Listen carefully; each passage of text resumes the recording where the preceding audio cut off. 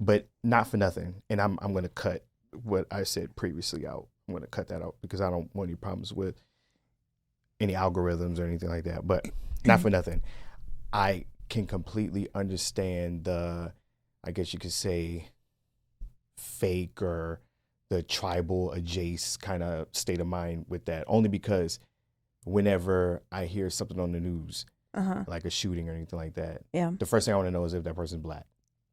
And the reason why is because if they're not black, then it's like, okay, cool. Like, it's nothing to do with us. It's tragic that it happened, but it's like, okay, that's not a stain on us. We didn't need that. Even though, like, I know we're not a monolith, and I know that everyone's different, and people are going to be people, and yada, yada, yada. Yeah, but unfortunately. But it's still, yeah. And it's still like, okay, I don't want my team doing that. So I can see a world where you're like, okay, could have been our team, but not quite our team kind of thing. So there's that. And so we're not gonna say what we were talking about? No. We're just gonna go. We're just gonna go. But I can also fully understand how stupid testosterone makes people. And I say that because everything stupid that I do, everything impulsive, everything aggressive, easily is because of testosterone. Yeah, attribute it to that. Everything I do. So there you have it. It's something as simple as just, wanting someone. It's just, I said it before, it's like, it's like my dick's lying to me kind of thing. You know, even though I know it's more than just that when it comes to testosterone, but it's that type of behavior or the conquering or just wanting to walk around and, be big and bad and think, this could be the moment where I got to scrap and, I got to show my chest and yada, yada, yada, dumb stuff. Now, some of that machismo, I think, has to do with being a light-skinned black dude that has a prettier face. Like, I feel like the world has shown me that I have a face that people want to hit. Yeah. And so I have to, like, kind of be tough. Like, if blacks were dogs, I'm easily a golden doodle. Like, I'm not, I am not, like, scaring anybody. In all honesty, white people have never crossed the street when I was walking. Ever.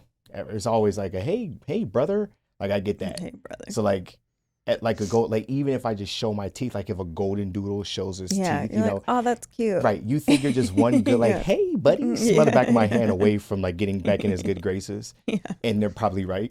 And that's me. So it's, I like that. I have to be like, because I'm But you have a very serious face. Yeah, but I don't think people really take it that serious. Okay. You know what I'm saying? Or serious, but not threatening. Well, I want to be threatening. You do. You have a mean face. I want to be more threatening. Okay. Like, I want to be dark-skinned, black guy kind of threatening. Like, I at least want whites to feel like they might have to cross the street or, like, clutch their purse a little bit. But no, with me, it's like, oh, come on in. Yeah. Hey. the food's warm, Yeah. Hey. Can I touch your hair? Oh, like, I feel like a dark-skinned black dude would never get that. But me, it's it's fair. I could see that. So it's all love, But can't have it all, right? All right, let's intro this before we get too lost. Yeah. What's up, people, and welcome to another episode of the Feelings First Facts Later podcast with Nathan Mitchell and Cristina. Hey. And today we are going over rule number 2 from the book 8 Rules of Love by Jay Shetty. If you have not picked up the book yet, let it be your next read. Yeah. If you can't read, let it be your next listen. Get the audio version, whatever it is. I think this can easily be what? If you can't read. Some people can't read. Okay. Okay, how about this? If you prefer that sounds a little not better. to read, then let this be your next listen. I promise you, it's a game changer. And just like we said in the last episode, we're not really going to break down the full rule number 2. We are just going to kind of go over things that spoke to us. Yeah. So there's a lot in this book. We can't say it enough. And so I'm sure every person that reads this book is going to have something that sticks out more to them. Even when you and I talk about it, it's that resonated with you, this resonated with me, and yada yada yada. And it was like, oh, okay, I can see that. So yeah. But before we do that, I do want to get into the because so much stuff has been happening. Like even if talking about the whole tribalism thing since the last episode, maybe it happened before the last episode. I can't quite remember or sometime around it, but and we're not going to stay on this topic, but just how white and black still plays a big role in the U.S. It's not going to go anywhere, and I'm actually kind of liking it, like more and more and more. What do you mean? Just with the whole the women's college basketball thing, with the whole showing off, and when the white woman did it, she's this which there was so much she's a swag and she has yada yada yada. But then when a black girl turned around and did it next, and now she's a thug and boom boom pow, and yes, there's more context to it, but even the draw of that game, it wasn't because they were women playing basketball. We have a history of not really giving a shit about women's sports, even women's basketball. But I don't want to take away the talent from these two young women that did make this a big draw.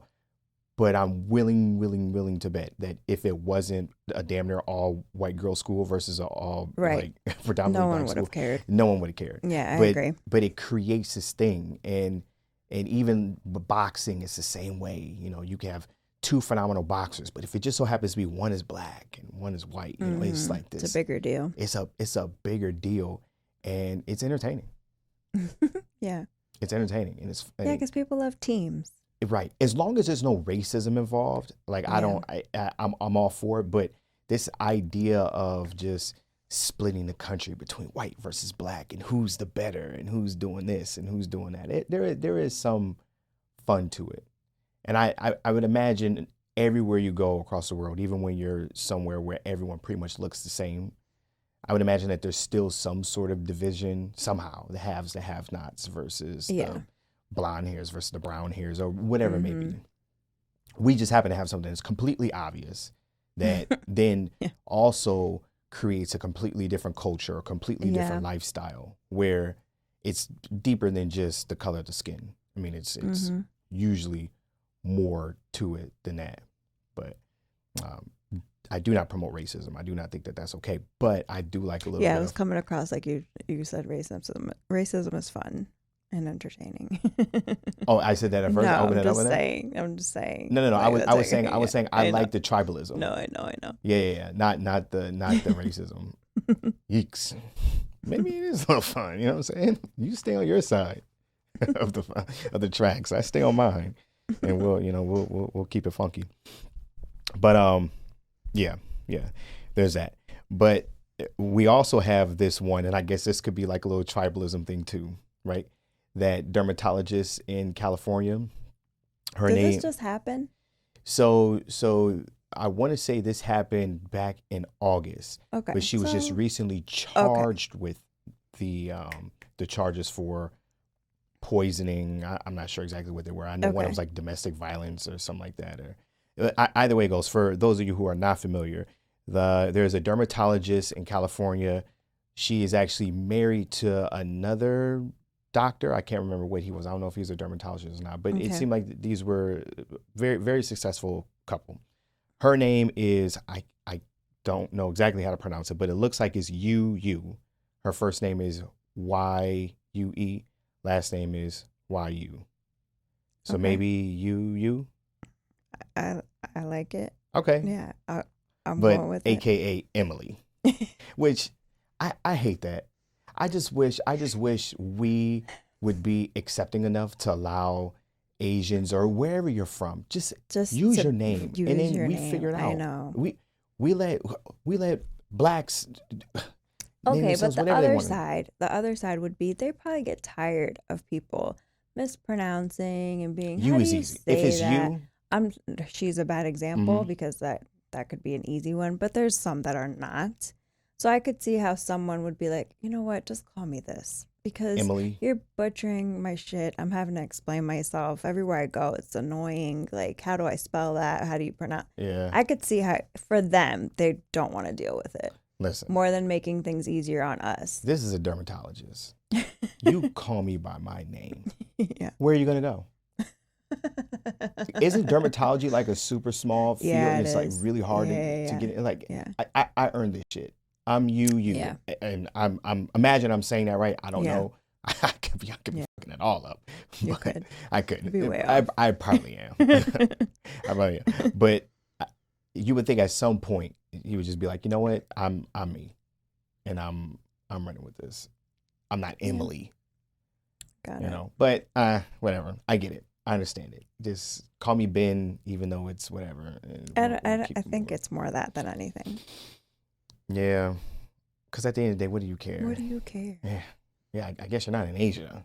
I mean, so, I'm in California as a dermatologist. Call me whatever you want. Yeah. You know what I'm saying? Yeah. As long as I get to walk these streets, I'm cool. Right. Anyway, this dermatologist is being charged with allegedly poisoning her husband. Her husband stated that he noticed that there was a funny taste in his lemonade. So he set up a camera to figure out what was going on with this lemonade that he was getting. He caught her on camera multiple times putting Drano, some sort of liquid, whatever stuff, in his lemonade in attempts to poison him and I'm guessing kill him. Again, this is all alleged. She hasn't been found guilty, but I want to say her arraignment's on the 18th, so it's right around the corner. And it appears that she's pleading not guilty. The reason why she's pleading not guilty, even though she was caught on camera putting Drano inside of the lemonade, she's saying that all this shit is a setup and that her husband actually has been talking about not wanting to be with her for a while now. And he is trying to basically shit on her character, shit on her name by lying and saying that the lemonade or the Drano inside the lemonade was used to serve him when it was actually supposedly used as a trap to kill ants. They both were on the same page about, supposedly. Yeah, I think they had like an ant or an insect problem, if I remember this correctly. And the idea was to attract the ants with something sweet like lemonade, which, they'll be all over it. And then, haha, joke's on you. It's actually Drano inside of it and you're going to die. Yeah. Which sounds like... I was like, listen, that's a pretty good... Listen, because I was like, what do you mean? A setup how? And then when you told me, I was like, okay, damn, that's pretty good. If it's a lie, it's pretty good. Now, if you're a crazy... And again, this is all alleged. If you're a crazy bitch and you want to kill your husband and you're now being brought up on charges, it would be in your best interest to come up with a story to back your shit up. And 100%. She's clearly a brilliant woman. Right. Right? And so my whole thing is like, how much fucking funny tasting lemonade was he willing to drink? I call bullshit too. Well, it was clearly not enough to kill him. But enough where he's like, wait a minute, what the fuck? Is this bitch trying to kill me? Let me set this camera up. And then he sets the camera up and then catches her dumping Wait drink. a minute. You see what I'm saying? And so she tried it multiple times. So from what I read, he caught her on camera multiple times. And I also feel like, okay, if she's assuming a very smart woman, wouldn't she find a better way than Drano and lemonade? Do you know what I mean? Maybe, but isn't there better ways to poison? But also, when you find a better way to kill ants, if you're both dermatologists or if you're both doctors, they have money. The only thing is that they're Asian, so maybe they're a bit frugal. I don't know. But if you have an ant problem, we had an ant problem and we handled it. Yeah, but we're not with lemonade and Drano, but still, my point is, people are resourceful. But we handled it with a legit insect killing thing. Because it happened to work. If it didn't, maybe we would have resolved No, Drano and we lemonade. also pay a bug guy to come out to the house, and we pay him every 3 months to come out and spray down the house because we're not peasants. So there's that. So no, we would have just called him, and he would have been over there, and we would have just paid him, and it would have been done. I just feel like Drano and lemonade sounds like a stupid thing to do. To try to poison your husband. I feel like there's better ways. I don't know. I don't know. I guess we'll find out. Wow. But was she so her excuse It pretty good. it sounds good. Yeah, it does sound really good. I and this is where I want the people to, first of all, I want you all to read the story. Don't take our word for it because we're just spitballing here. But this would be a good, I wish that they had a poll for this if they don't, and see where everyone sides. I would imagine women are probably going to side with her because she's a woman and her story seems pretty legit. Yeah.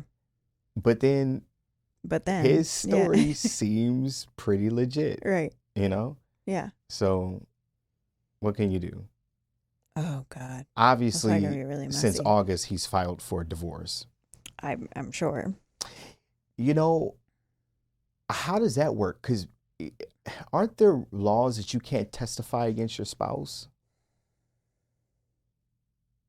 Really? For some reason, maybe that's just some, like, police have to tell you that they're police. I'm just making all this shit up. But I think that's why you hear, like, and I've heard this from drug dealers. What about with domestic things? Domestic situations? Maybe that, maybe the testifying is if you all commit a crime together. You can't testify against one another. Okay. Maybe that's what I mean, it is. I'm thinking domestic violence, like. And I'm getting this from, and this is real nigga news right here. Power. Okay. So in the show they were talking about if you're married and you and your wife are in on some things like that without her having witness protection or a divorce or something like that, then she can't testify against you. Like if she gets caught up with something. But if you did something together. Maybe that's what okay. it was. I don't know. Yeah, I don't know. I know. This isn't just the Feelings First Facts Later podcast. Yeah, I don't know. I've never heard that. All right. So. Is that where you're, that's where you're getting your law information from? TV, duh. Hey, you're a cop. You have to say you're a cop, right? You know, right. Oh, I saw it on TV, so it must be real. Duh. All right. So next one, since we're on the lines of crime.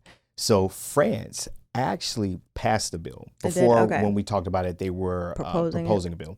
So the bill was passed. It's not in law yet. So if you all don't know how that works, then you should go back to what, 4th grade, 5th grade. Well, remember that, like, I want to say it was PBS, but it was like the bill song.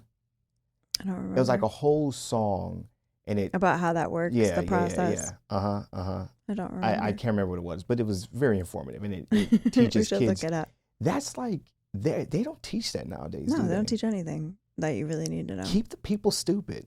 Like that's the way to go about it. Bread and circus. Don't teach them about bills and how you have to have a bill in order to turn into a law. Just because you have a bill, that doesn't mean it's set in stone. But anyway, France obviously does it too, and I don't know how their government works. I don't know if it's the exact same process, but they did mention that it's not in law yet. But on March 30th, the bill was passed that protects basically everyone that's scrolling through any sort of social media, and it's requiring that influencers disclose whether or not they are using a filter in their images. So like somewhere you have to say. You have to say that I used a filter. And who is an influencer? I wonder how do they define influencer? Because everybody could call themselves an influencer. I wonder. And I think that's what it is. I think it's anyone that's posting on social media. Okay. Especially if you're doing it for monetary gain, I would imagine. Okay. Right. You're going to have to disclose whether or not you're using a filter. I think that's 100% the way it should be. Fair enough. Yeah. I mean, it's kind of obvious, but I'm guessing now that it's getting harder and harder and harder to tell. Then with the newer stuff like the one that we saw, the one that exactly. Was it TikTok was doing it? Yeah.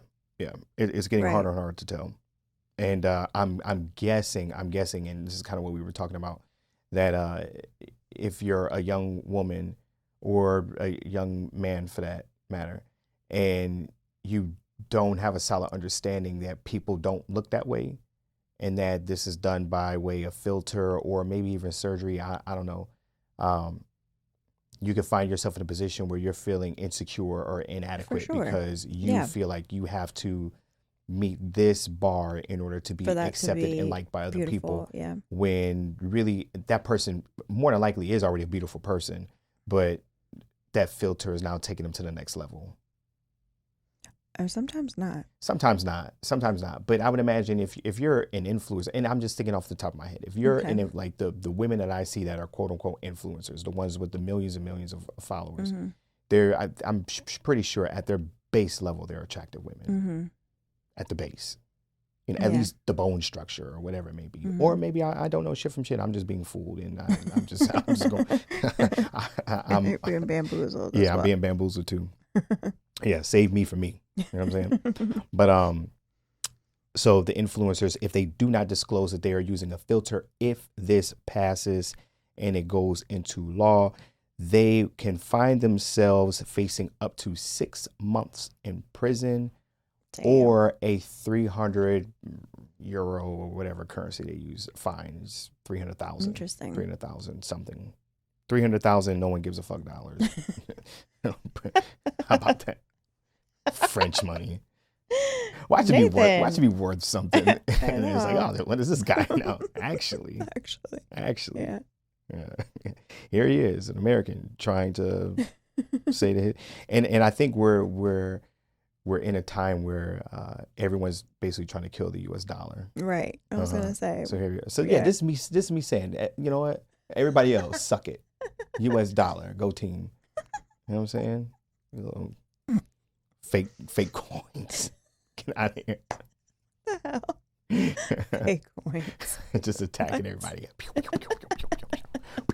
Jesus. So, yeah. I wonder how all of this is going to play out with all this AI stuff that's generating things. I haven't shown you, but they have it's so many different AI generated images out there, and it's of people that look very, very, very, very, very real, right? And this is an image that you're talking about? They're images. Oh, okay. And they're creating images. The AI, artificial intelligence, is creating images of whatever you want. Okay. And they're doing a really, really good job with a lot of things. Just like they have porn, and of course it always starts with porn. But they have AI generated porn that doesn't look like what you would think of like cartoon porn or like video game porn. It doesn't look like that. What does it look like?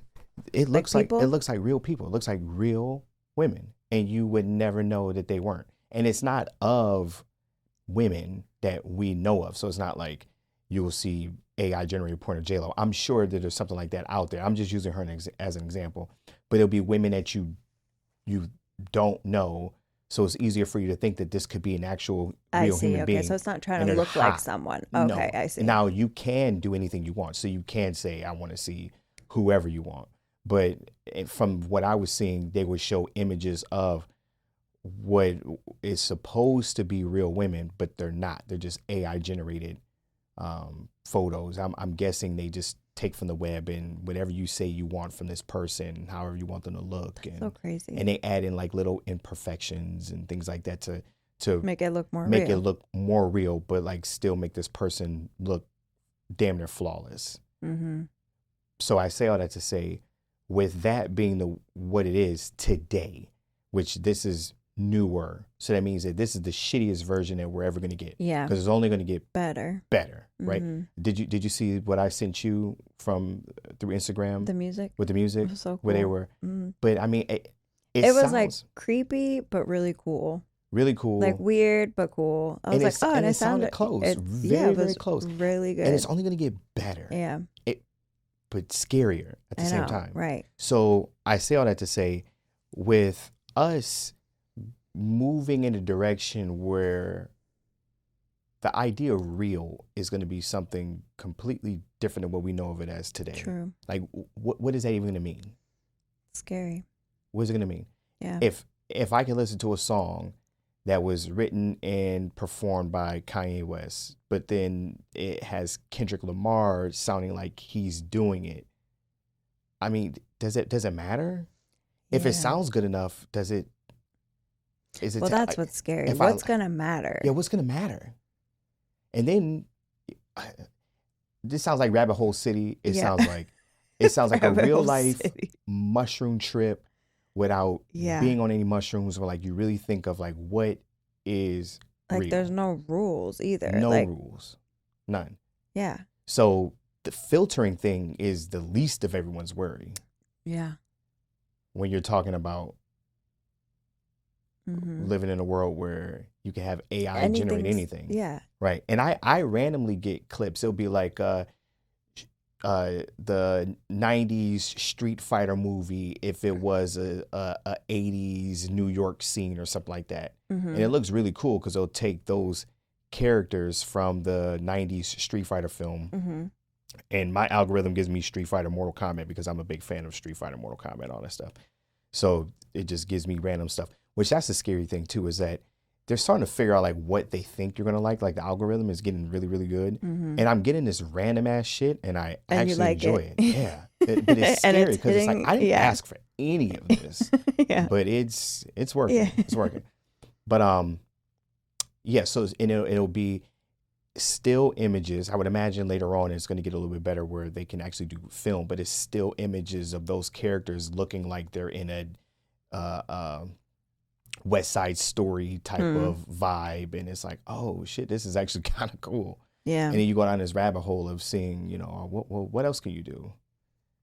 So I don't know. It sounds cool, but it sounds so scary. Yeah, I think at this point the best thing you can do is just give into it. Because what? Well, I guess what else can you do? What's the alternative? Yeah. You just got to give into it. The worst thing you could do is not give into it, and then now you're fooled because you're not paying enough attention. Exactly. So you don't know what's real and what's not. Right. And then you go, oh, Kendrick Lamar just covered Kanye West's late registration. He did the whole thing. How crazy is it? Like, nah, that's not real. It's not real. Actually, no. Yeah. Who knows? Who knows? But so we're going to go into, I guess, this article. I'll be honest. I found it interesting only because I grew up listening to his music.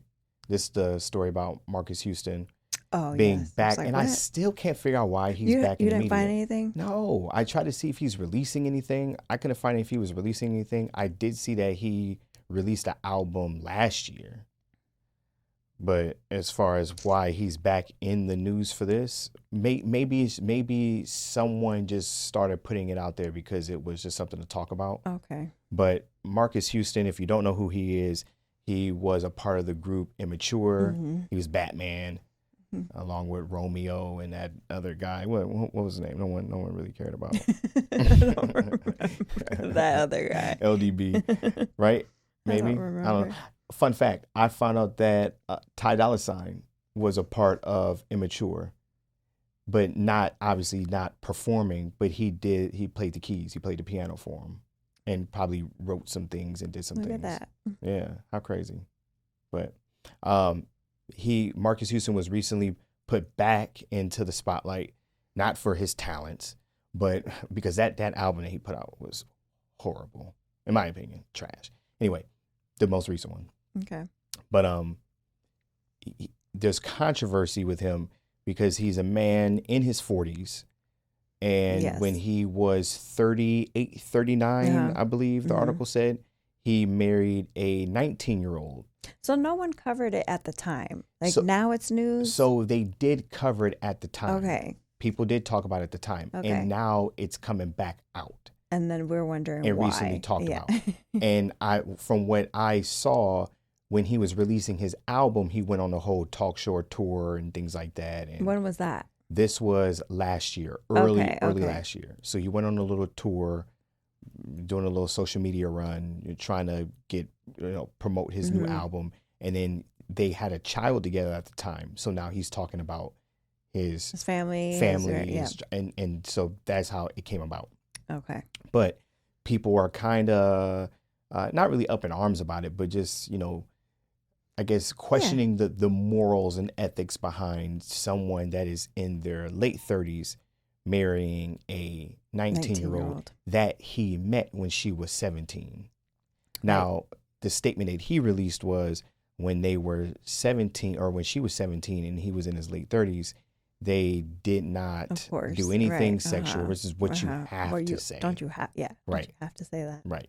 But but once she matured and came of age, they started this relationship. They became serious.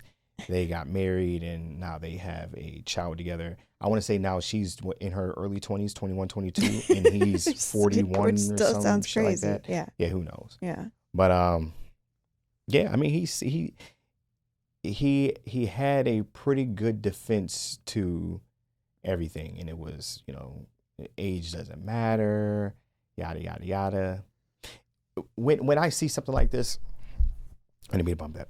When I see something like this, it almost makes me think of someone, and I don't know him, so I'm just not really speaking about him, but just in general. But someone doing something that they can do what they want to do, like if your agenda is to be a pedophile or a sex offender or whatever it may be here in the U.S., but get away with it. Yeah. Like almost like paying someone minimum wage. Right. It's you're basically saying, hey, I'm going to pay you whatever I have to do to legally get away with it, and so you're not considered a slave.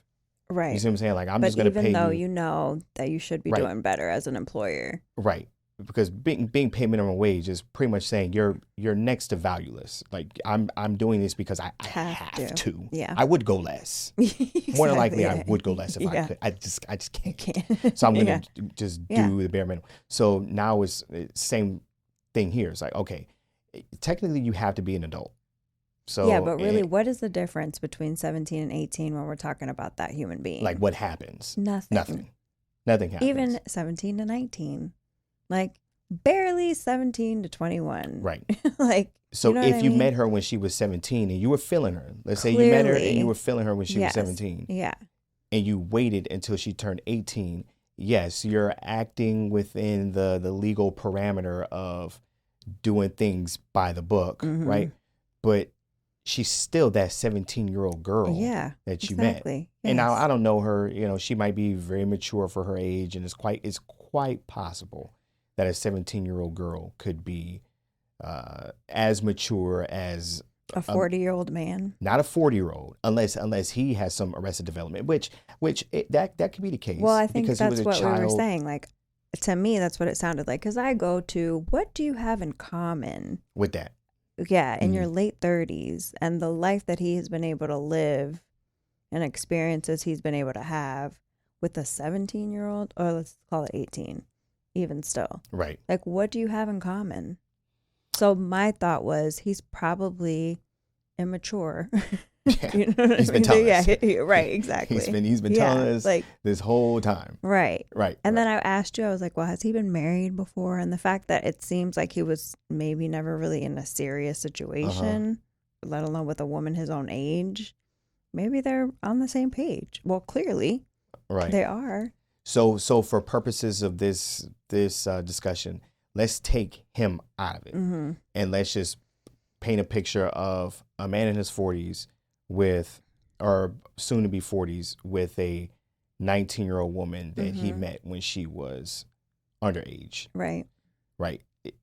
We can agree, you and I can agree that yes, he didn't do anything illegal, it appears, but just the morals and ethics behind it just seems really flimsy.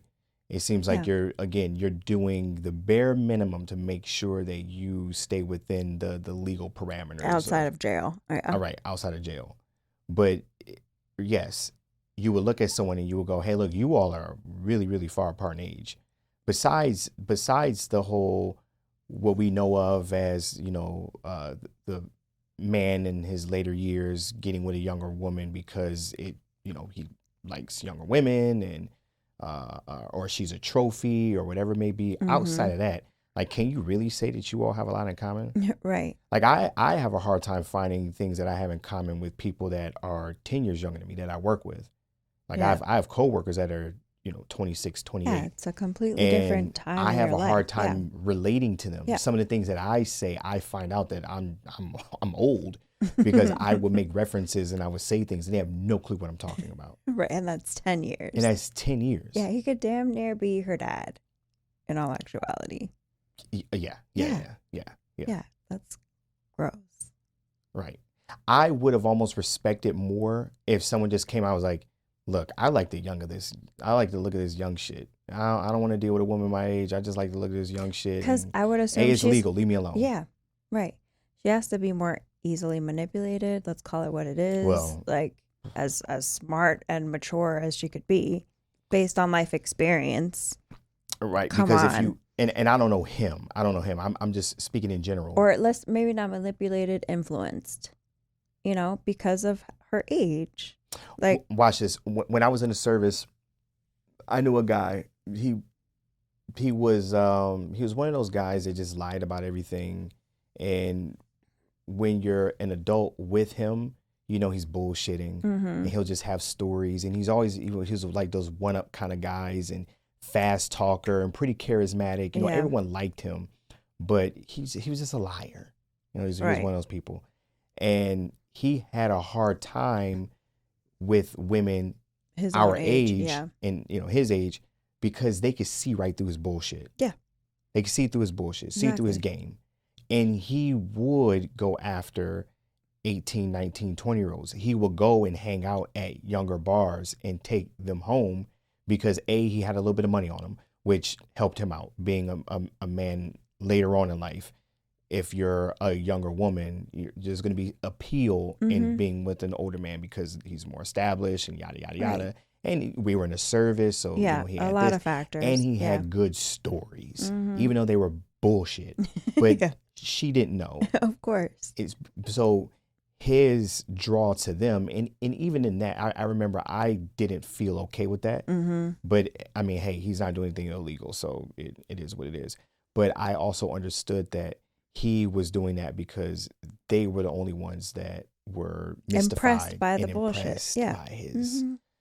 And wasn't his wife, Marcus Houston's wife, a fan or something? Isn't that how it all came to be? Which is also gross. Yeah, he did say. I think when they met, she was working on a project that he was doing, a high school project, probably because she was 17. Right, or maybe she had like a job at like a studio, or whatever. It's weird. Maybe. But I want to say she approached him, and he may mention that they were talking about music, and she mentioned that she liked his music. Yeah, probably because her parents listened to it. Well, had to have been. What the fuck? Why else would you be listening to Marcus Houston at 17? So if this was, if she was, let's say she's in her early 20s and she was 17, so maybe 5 years ago. So who's listening to Marcus Houston's music in 2018, 2017, 2018?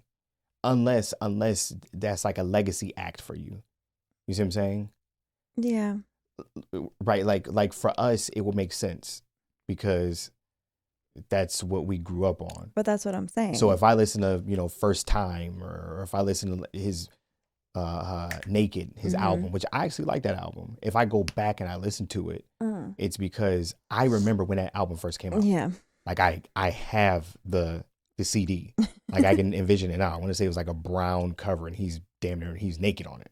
I remember that cover. I don't remember the album though. It's a good album. I enjoyed it. I thought he did a pretty good job as he was getting into his solo career earlier on.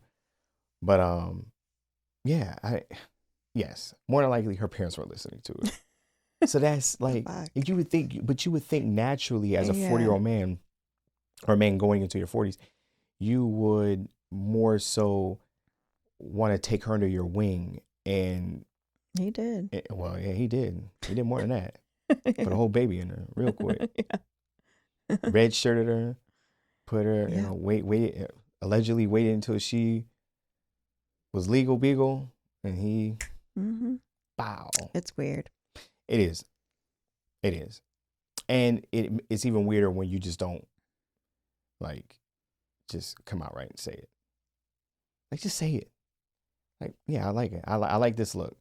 Because clearly you do. I like young, unsullied, impressionable, agreeable. I can kind of mold her into what I want her to be. That's what I'm looking for. I like this little project. I like this shit. And I'm not gonna leave her. I'm gonna take good care of her and yada yada yada. But I don't want to deal with older women because they come with baggage, they come with problems. They've probably been ran through. Yeah, this young, she worships me. Yeah. Yeah.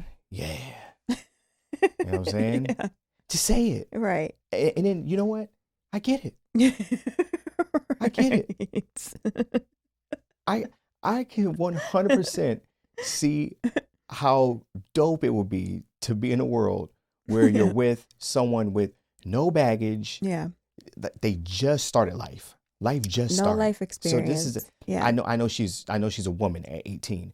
But like no, this is we're talking about baby. yeah, exactly. Yes. Like this is a baby yeah. to life. Yes. Right? And you get to teach her how to fuck the way you want her to fuck. Right. And you know, she's doing things for the first time with you, right. more than likely. And and yeah. she hasn't been married, no kids, no nothing, right. no dude that did her wrong, and now she doesn't trust you. You know, for right. You see what I'm saying? Like clean slate, good to go. Now, for a guy like me, that also seems pretty annoying. Well, because you're just in the teacher role all the time. Yeah, that's it. There's no bouncing back shit, I would think, or very little. Now, the only pushback that I would give to that is I've been in a, I guess you could say, teaching role to someone that already had bad habits, and you're trying to correct bad habits. That could get frustrating because now you're trying to, I guess, not only teach a old dog new tricks, but to forget your old tricks. You see what I'm saying? Yeah. I've never been in a teaching role where this person is like an open book and ready to learn and takes it all in. You see what I'm saying? Like I would imagine that would be a little bit less frustrating because whatever you put is stamped in there. It's not writing over something else that's bad. I don't know. Based on what we're going to talk about, who knows? Because everybody comes into things with their own regardless. Perfect. Right? Perfect. But before we get into that, I do want to say that it seems like more and more that we're just seeing it. We live, and I'm not gonna say it. I'm not gonna say that because I don't want. Never mind. We'll table that. No, because I don't want what I was saying about him to be confused with what I'm going to say about this next topic. Okay. It was the Dalai Lama thing. Okay. So I don't. Yeah. No. Yeah. You see what I'm saying? Because I don't want. It's not one in the same. I don't see those one in the same at all. Yeah. But yeah. Never mind. I'll save yeah, my it's a little opinions different. for another day. So let's get into that. Okay. So this rule number 2 focused heavy on karma, but not karma as. Not the karma the way people think of it. Like karma's a bitch and, you know, you do wrong will come to you, or, you know what I mean? This idea that for the most part, most people have in their mind about karma. Right. Like it's very simple. Karma is just the rule of cause and effect. Like the actions you take, the choices you make, they have a result. It could be good, could be bad, but it doesn't mean like karma's out to get you. Right. So it's, you know, I like how he explains that because it's true. So do you want me to keep going? Yeah, keep going. Okay. So then he ties it into the karma. He goes a little bit deeper. Like the choices that we make come from somewhere. And typically it's from your upbringing, your programming, the impressions that the adults in your life had on you as a child. And he calls them samskaras, I think. It's a Sanskrit name. And so when you go into a relationship or into life making choices that are going to have an effect, they're based on, what do I want to say? Like, your decisions are based on what you were taught as a child. Right. And then that obviously ties into your decision making when you go and get into a relationship or find a partner too. So basically, if the impressions that were left on you make you make decisions that you don't like the result of, you don't like the karma that comes with it, at that point you have a choice to say, okay, maybe I can try something different to get a different outcome. Or if you do like the outcome, then that was a good impression that works for you. And so you don't have to change it. So, and he called that the karmic cycle. And so basically, it seems that, you know, we, as humans, we have this, I guess you could say, innate ability to, you know, to choose, to make decisions, to, you know, to you're almost developing who you are as a person early on, and it's basically your perception of the world, and you reflect it back to the world. Yeah, through no choice of your own. Through no choice of your own. Right. These are things that you're doing just because it's the natural way of doing things, which 100% makes sense. Right. Right. So who loved you, who didn't love you, who, your environment that you grew up in, everything shapes and molds who you are, and the choices even you in make. your adult life, and in the choices that you make. Right. So it's almost like the whole thing where, we would say it, but not quite understand it. This person was set up for failure kind of thing. And there are predictors and markers out there that people already know based on where you're from and things like that. You're more likely to do X, Y, Z. You're more likely to have relationships with these people. Even I read somewhere that even lenders, creditors, like they already know what you're going to do with your credit and the money that you're given based on. Really? Based on what? Based on just where you're from, demographics and things like that. So you might get approved for certain things just based on. I could see that. Some analytics from you that they're gathering. That could potentially change, obviously, depending on how you act. Right. But the karma thing was really broken down in a very, very deep and interesting way. Yeah. One of or a few of the things that I thought was important, and this is something that he addressed early on in this rule, was the gifts versus the gaps from parents' love. So one of the things that he was talking about was early on, you're one of the first people that show you love and show you how love works in a perfect world would be your parents. Right. And then your siblings and things like that. But your parents have the power to either fuck you up or point you in the right direction based on the gifts that they give you. And gifts not meaning like actual gifts that they give you, but just how they... The positive impressions they make. Positive impressions, right. The how they handle certain situations with you. Are they or with each other? Feeling? Are they... Right. Are they loving to you? Are they loving to each other? Right.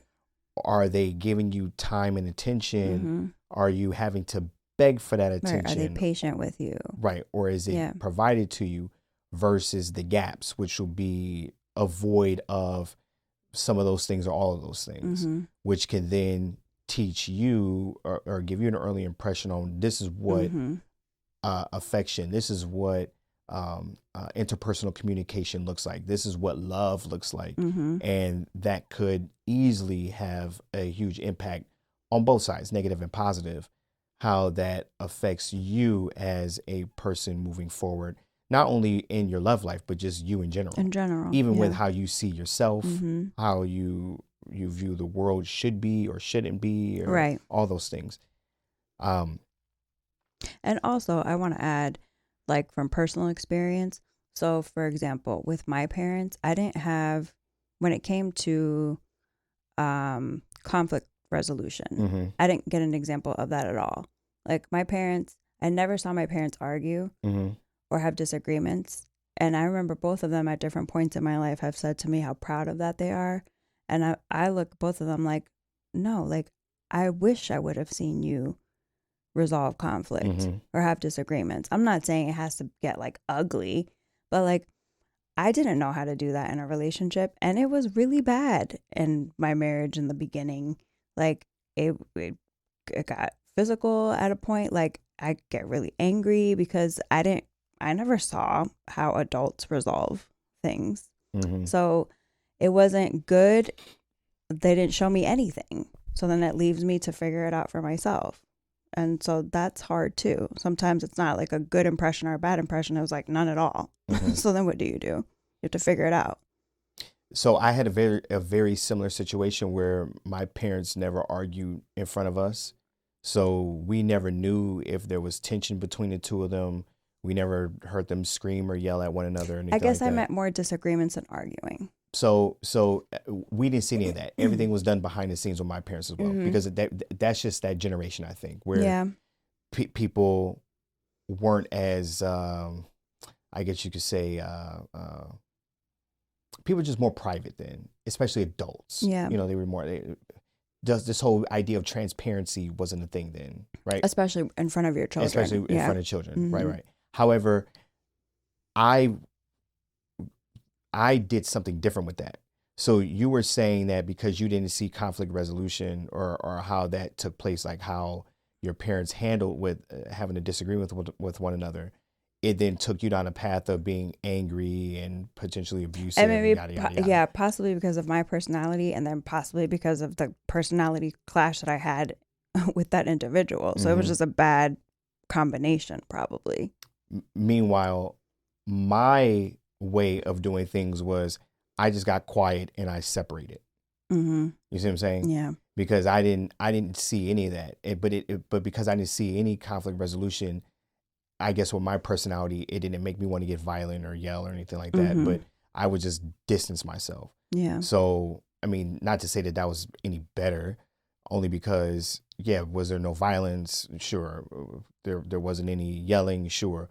But nothing was talked about because I just went to my corner and I just wanted to isolate. I wanted to be alone. I would even do a little bit of stonewalling. You see what I'm saying? So it's interesting that we both kind of saw a similar thing, but it was just we handled went completely different different. directions. Yeah. Both ways are inappropriate because we know what it should look like. It should look like you talk it out. You don't talk over one another. You actually listen to the person, not with the intent to respond, but to actually listen and understand. Right. Maybe you take breaks in between that, and then you come back at it, and you talk about it again after things have cooled off, and you had a chance to digest or even write things down, and yada, yada, yada. So these are all tips out there for people that don't know how to handle conflict or disagreements or whatever you want to call it. But yes, even though we both did it the wrong way, it's interesting that we did it completely two separate ways. Right. And I want to say even in our relationship, that was still present and still to this day, because sometimes we slip into our old ways. I mean, you've never hit me over the head. I mean, you've thrown things. I've never. Yeah, your phone's volume button. I didn't at you. Okay, all right. Anyway, but yes, you certainly handle things with more fire. Like I have calmed down like a million. I believe it. But no, I'm even saying between us, I feel like in general, like I'm talking about you and I. Oh yeah. Like even early on to now. Yeah, like, I would never forget that phone call. Where you laid into me. I was like, where the fuck is this coming from? Like, I don't even know what's happening. But all jokes aside, like there's still times where you're ready to attack. Meanwhile, I'm ready to separate. But it doesn't help anything. No. But more so recently, we've kind of broken out of that, and we've, it's not perfect, but there's an effort being made to do something different, which helps. And even like, for instance, when an effort's being made and the other person shits on that effort, we even call each other out like, hey, I just tried to do something different here and you shit on it and it didn't make me feel good at all. Right. So either you become a little bit more receptive to this, or I just revert back to the old me because I'm more comfortable doing it that way. Kind of thing. So yes, I where I was getting at was, even though you know how to do it the right way, sometimes. Oh yeah, of course. It's so much easier in the heat of the moment. All that shit could go out the window. All day. Yeah. It's easy. It's just reality. It's how it works. The more you practice, I would assume the easier it gets. Right. Yeah. And if the objective is to, have a healthy relationship, then at some point you're going to have to adjust your behavior. But it's definitely not easy if that's not where you started, if you didn't have that model to you. Right. And you don't really know how to do it. And what you were saying before is that these are things that are imprinted in you. Yeah. So this is who you are and how you operate with the world. For good or for bad. Yeah. Right. And even though you know better, like I know better, but sometimes you just get caught up in the game. And sometimes you just don't give a fuck. And even if you know better and you're like, you know what, in this moment, I'm more comfortable doing it this way. Or some things you just stand firm on because adjusting those things do more damage to you than it does benefit you. Because I think that's something that it wasn't really talked about in the book, but it's something that, as I discover more and more about me, there are certain things about me that I don't want to change about me. Even if I know it might be to my detriment, or it might put me in a position where it can hurt my money or whatever it may be. There's certain qualities about me that I stand firm on, and I don't want to back down from. You see what I'm saying? But they're not like bad necessarily. They're not bad necessarily, Okay. but it might not be the best thing when dealing with other people, to some people, not all people. Okay. Like, for instance, prime example, whenever I talk to you about how I stand firm on my morals about getting phone calls after business hours about business. Right. You see what I'm saying? Where there are people out there that would 100% call me an asshole or difficult to work with, because I stand firm on after business hours, I don't want to talk about business. And I let you know. Yeah. Right. So it's not like, you don't just let it go. It's not like I let it go and I let it roll. I stand my ground and I say, hey, moving forward, and I try to be respectful, but I will let them know, hey, moving forward, I do not want to receive any text messages or phone calls after this time frame. I find it highly inappropriate, and I think that you do not respect my time by text messaging me at 8, 9 o'clock at night, when this could have easily waited until the morning, tomorrow morning, because I can't address it now anyway. Yeah. So what difference does it make? Now I don't really go that deep into detail, but I have let people know that I feel like that you don't respect my time and my space. But I say all that to say, some people will look at that as being an asshole. I could have easily have just said nothing, and I could have just let it roll off, and I could have addressed it in the morning. Yeah, but if it's a boundary for you. But where I was getting at is that by me saying nothing would make me feel shitty. I see. Yeah. Like, because I want to say something, because I think that this person needs to understand respect and boundaries, not just for me, but maybe for someone else that's too pussy to say how they feel. But you don't care about them, you care about you. I care about me, but I kind of do care about but that. it's just like, you're not doing it for the world. You're doing it for you. Now, if it helps the world, great. But maybe. Okay. Yeah. But it would have hurt me more to say nothing. I see. So I went along and said something, even if that meant tarnishing my business relationship with said individual. Yeah. I was willing to lose it.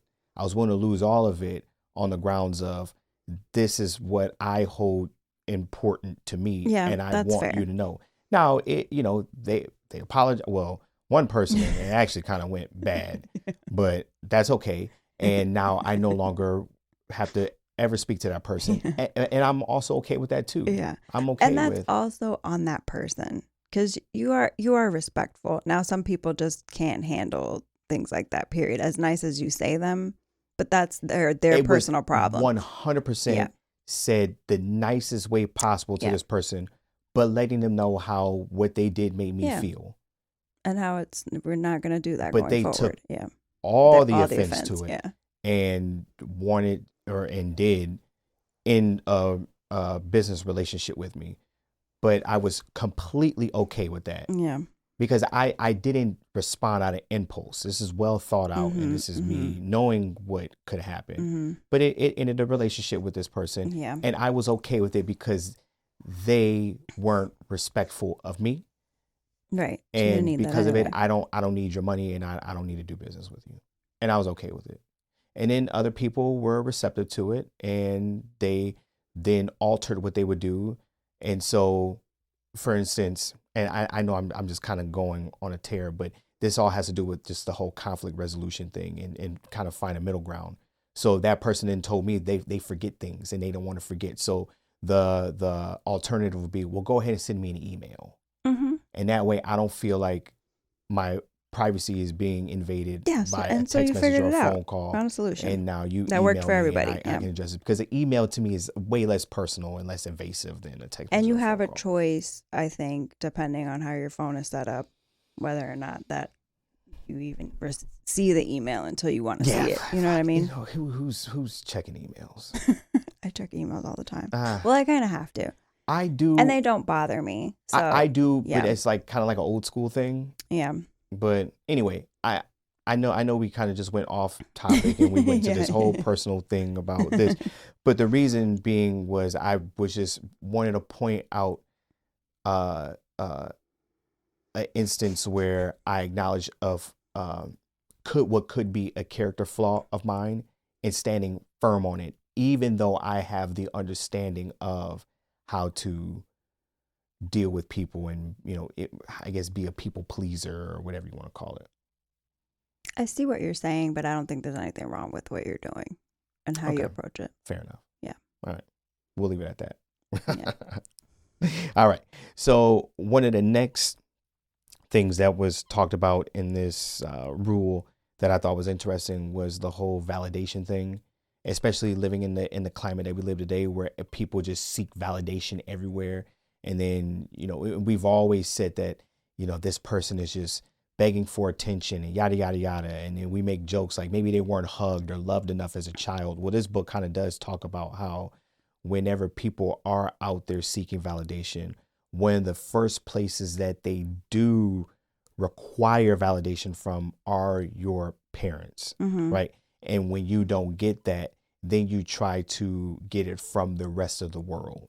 Yeah. And when you don't get it from the rest of the world, or even when you do get it from the rest of the world, you still don't feel satiated because you're not getting it from the thing that you're actually desiring it from, right? Which would be your parents, which I hear it all the time about entertainers where they're speaking on a podcast and they're talking about, I wanted to be on TV because my father always watched TV.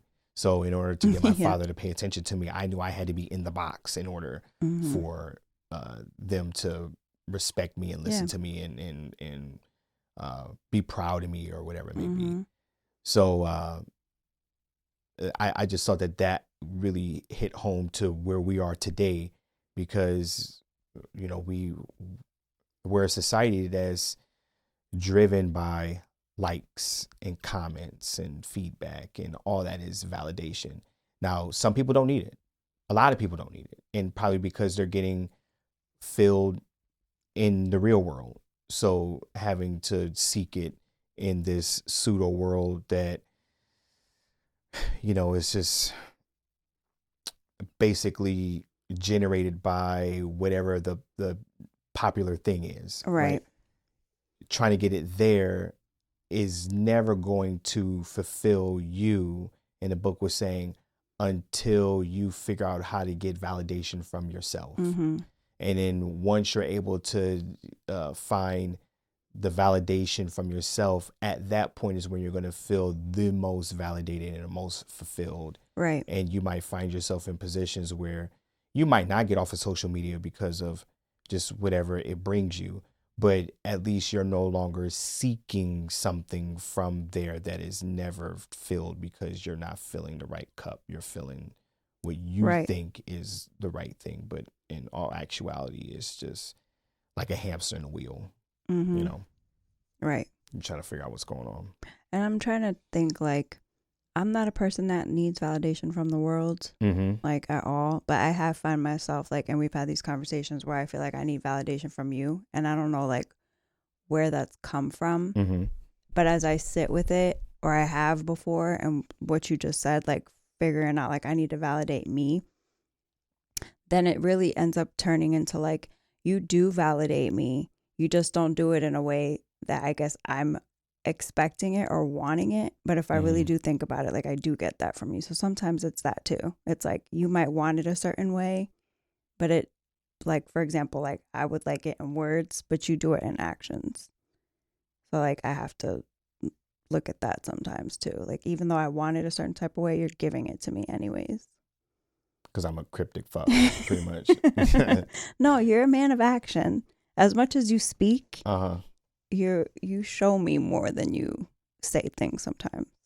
All right. So I appreciate that. Yeah. But a lot of that has to do with, I feel awkward saying things. But But you do so much talking. So it's like, it sounds crazy for you to say that. You know what it is? As I spend more time talking to my father as an adult, I understand where I get that from. Like just feeling awkward being, like lovey, or not lovey, but just, I can't think of what word I'm looking for. But for example, to get my father to say I love you to me takes a lot.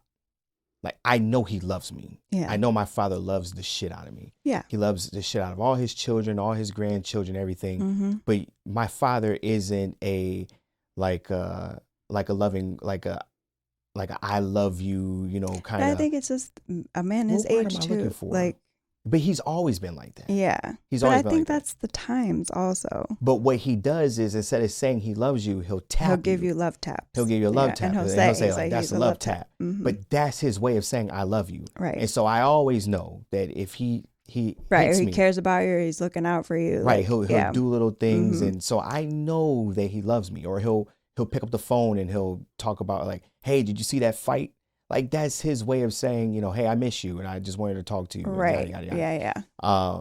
So as I see how awkward he is with things like that, then it makes me understand why I'm so awkward, is because I didn't grow up seeing a man be affectionate like that. Now, I'm very affectionate with you when it comes to intimacy and things like that. So it's not like I'm that kind of you're weird. Not cold. But as far as, like for instance, what you don't understand is, instead of me saying like, damn girl, you going out and you look really good today, I'll be like, where you going looking like that? Right. Kind of thing. Like, that's my way of saying, because it's weird for me to go like, oh my God, you're so stunning today.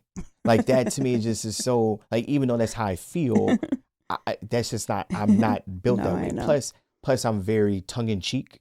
Right. Too many things. I know. So you would say. Yeah. So for me to do something like that is, and I see that in him, but it takes me to watch him more to understand me. I get it. Yeah. So, there's that. Oh, Mitchell. So kind of, since we're on the topic of parents and I guess kind of like childhood, one exercise that this book did talk about was, during a time of meditation and reflection and yada, yada, yada, he challenged the reader to think about 3 of the best things that happened to you during your childhood, 3 of the worst things that happened to you during your childhood, and 3 challenging things that happened to you during your childhood, and how your parents or your guardians reacted to those things. Were they there to support you, especially through the challenging thing? Were they there to support you? Did they not support you and they had you figured out on your own? And that this exercise was designed to kind of help you get a better understanding of what, your childhood looked like, and how this can impact your parenting style or your relationship with your partner, and how you all help each other through things. So I don't know if you were able to think of those things. I don't want to do 3. I'd rather just do 1 and get it in and out, and then we can kind of briefly talk about it. But I'll go first. Okay. Since I'm already rambling. So one of the best things that I could think of from my childhood had to do with, it was a birthday, and my parents had me go on this scavenger hunt. And I want to say I had to find like 10 different clues, and I had to go all around the house. Sounds very familiar. You see what I'm saying? So you're gonna, it's gonna make sense to you, right? And at the end of it, it was Mortal Kombat 3. Now, I'm a huge Mortal Kombat fan. I was always a Mortal Kombat fan since I was a kid. And I remember getting this game and being just so happy. Like, it was the best thing that's ever happened. And I remember, I can still remember walking into the arcade and seeing Mortal Kombat 3 for the first time. Yeah. And at first not knowing it was Mortal Kombat because I couldn't read that well, but just the characters looked completely different. And so seeing them from Mortal Kombat 2 to Mortal Kombat 3 and then like playing it for the first time in arcade, and then now here I am fast forwarding and I'm getting it on Sega was the shit. And so just that moment and how impactful it was and how fun it was just walking around the house and getting clues and, you know, finding little gifts in between. And then now you get to get your ultimate gift, then doing that same thing for you brings joy to me only because I remember how much fun and how much joy it brought. Yeah, it was fun. Right? Yeah. So that was like, and the fact also that you did that for me, like that meant a lot. Like it was a thing. You took your time. It was a lot of steps. Yeah. A lot of, literal steps. Oh yeah. Yeah. Because you had like riddles. Thing. Yeah, it was a whole situation. Yeah. Yeah, they didn't do riddles, but it was like, go here, go there, do this, do that, and kind of thing. Yeah. So, and that's like if I think about a childhood experience that was great, like that's the very first thing that popped up. Yeah, I have one similar. One that I could think of is I don't remember what birthday it was, but my sister and I have close birthdays. So we would kind of always celebrate them together. And we got to go to Toys R Us and fill up a cart with whatever we wanted. And you know how I feel about gifts. So I was like the best fucking birthday ever. But you know that birthdays to me are a huge deal. Yeah. But they always were a big deal for me. Like my birthdays, my parents always went all out for me on my birthdays. So I do the same thing. But to also like go a little bit deeper.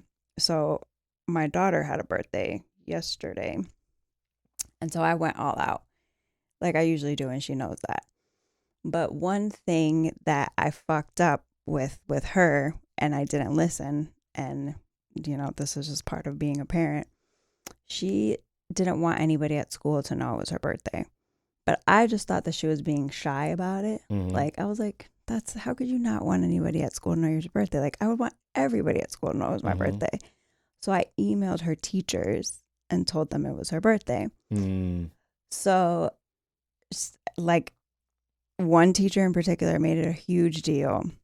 So she was highly upset.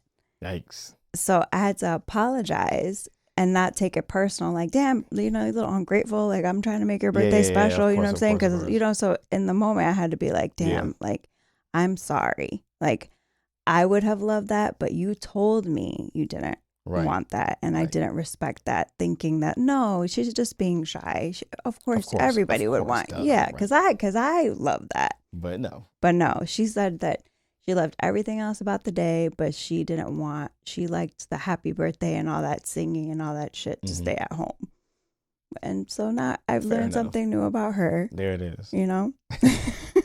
Yeah, it was a thing. There it is.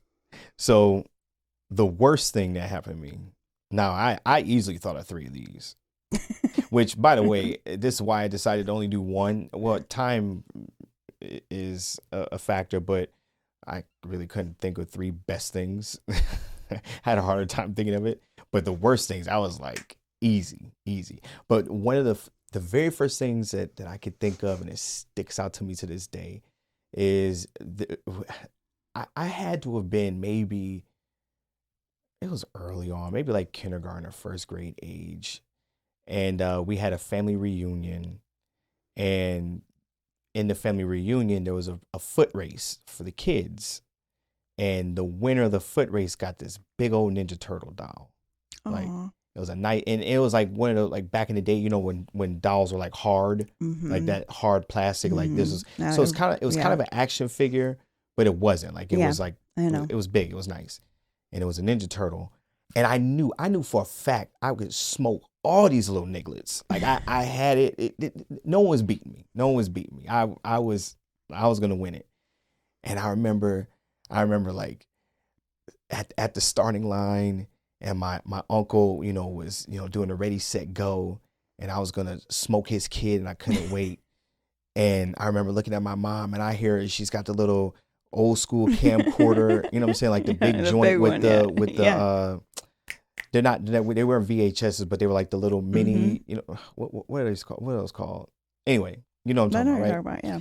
And I remember saying, "Go, Nathan, go!" And I'm thinking like, yeah, like she's cheering me on, like go. But it was go, like go. Oh. I missed the ready, set, go, and I lost the race clearly because I was just behind.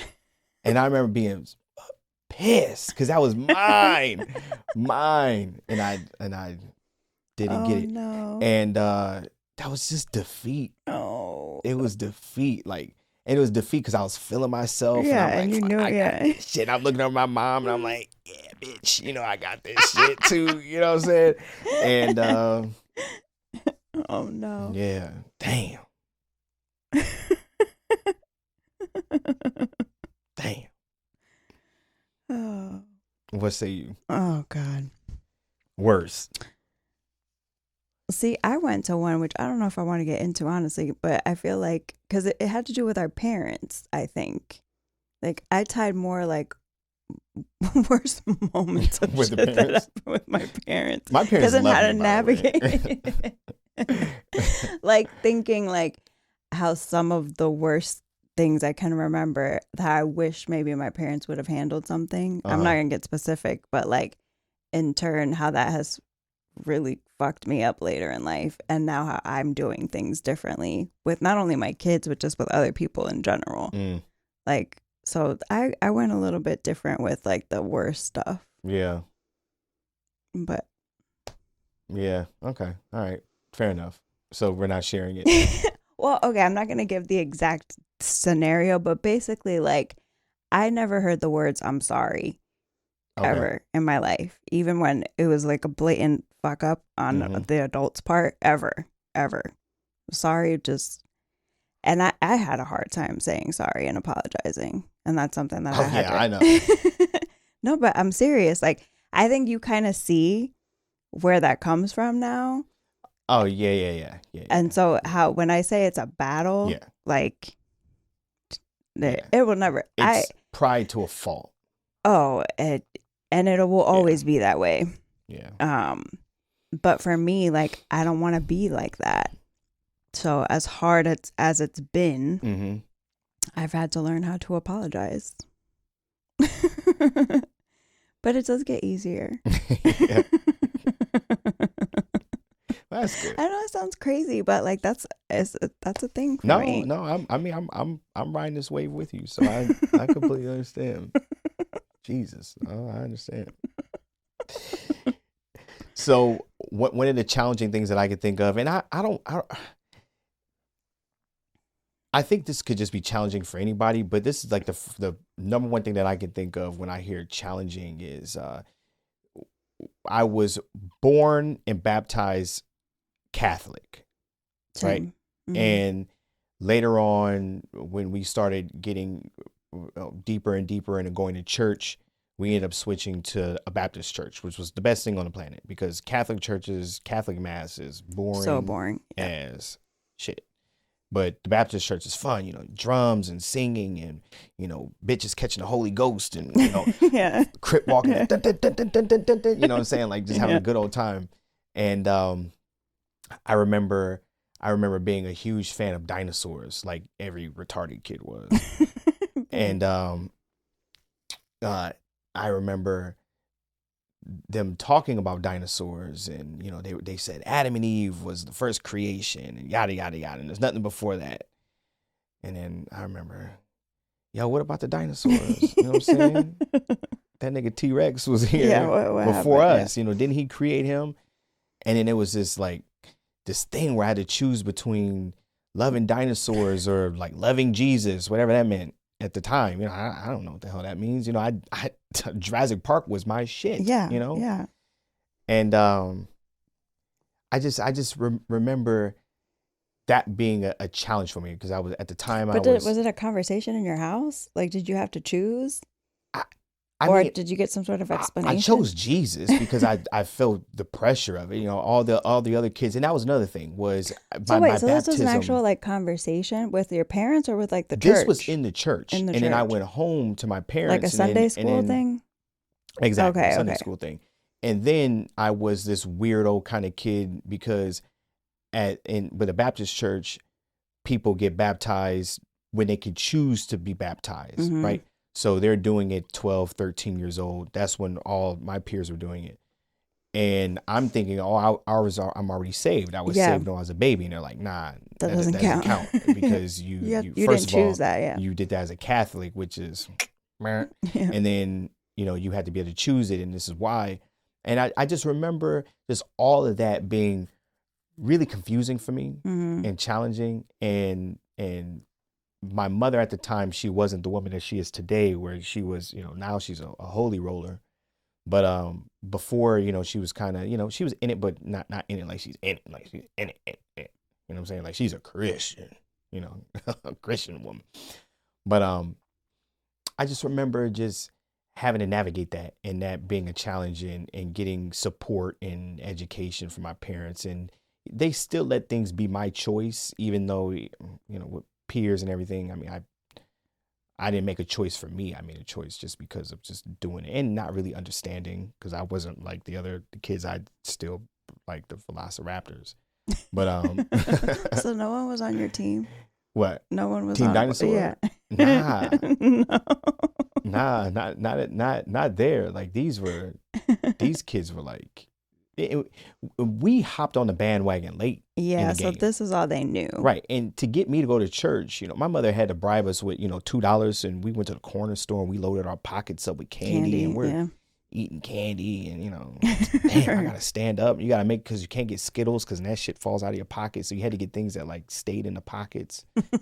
But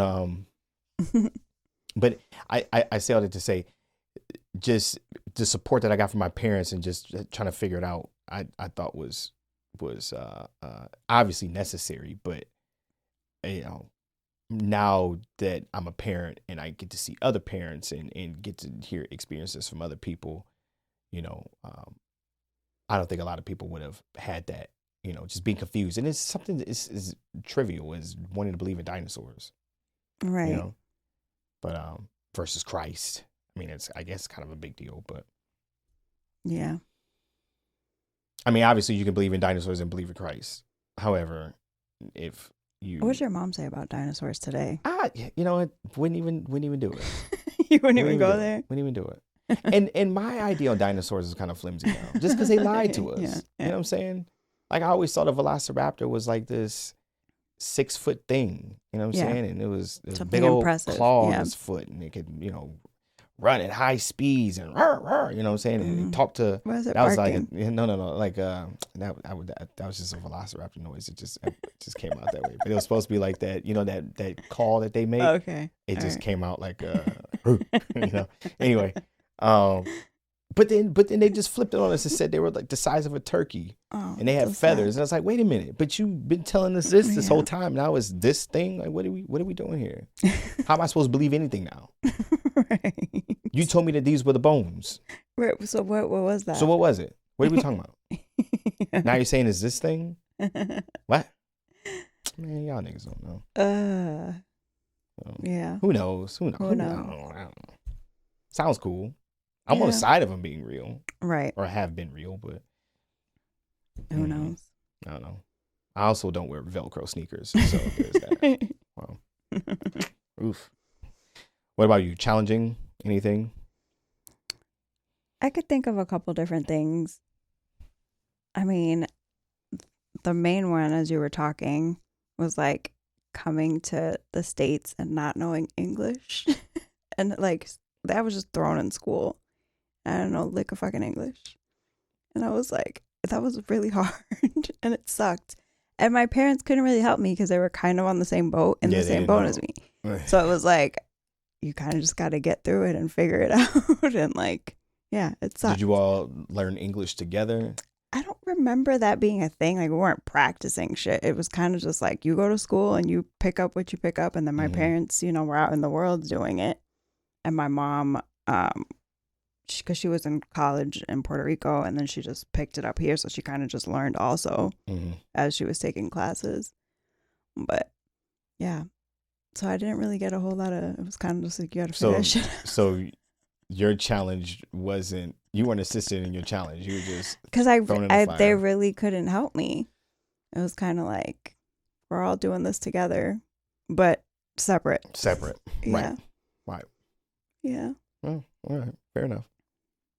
So the last thing that I had written here, and this is something that you and I touched on in previous episodes where, we talked about our relationship and how it started and yada, yada, yada, and the different things that we did. But this book really kind of made sense about a decision that I was making that I didn't realize that I was making based on something that actually had value. Okay. I was just trying to do something different than what I had been doing in the past. Okay. But Jay Shetty touched on it, and it had to do with sex and oxytocin and the release of that, and basically sex is like it's a hormone that releases in your body that is known as like the love chemical. Yeah, it could be blinding, things like that. So it really helps with thinking that you have bonds with people, like making them feel deeper, making you feel more sexually aroused. It's even with women and birth and bonding with love, right? like so oxytocin can play a big part, but when it comes to sex and relationships, oxytocin can trick you into thinking that you have a deeper connection with someone than you actually do. And this really hit with me because I can remember some of the more major relationships that I had early, but obviously before you. They were solely based off of sex. Sex was a big player in the things that we did with one another. And it set me up for failure because I never really got time to actually know the person that I was with and build bonds that way versus what based on things that you should be building bonds off of. 100%. 100%. Instead, we're just fucking having a good time, partying, and when the dust settles, which is what Jay Shetty was talking about. Why did I say his name like that? I said that weird, right? Like I put like a like a pause where it shouldn't have been. Really, but... Anyway, what he was saying is that once all that honeymoon phase is over with and all the dust settles and now it's actually time for you to get to know the person, if you were fooled by sex and that's what your bond was based on, at some point all that shit's gonna come out in the open. Yeah. And then you're gonna be left with looking at your partner going, who am I with? I don't even enjoy this person. Yeah. I don't really like this person. We don't have a lot in common. Right? We don't have much in common. Yeah. Because everything eventually gets old, right? And so what I wanted to do moving forward in the next relationship that I had after having this kind of come to Jesus moment about some of the things that I was doing wrong. And by doing wrong, I only knew that I was doing it wrong because I kept doing the same thing over and over again. So I wanted to make sure that I was doing something different.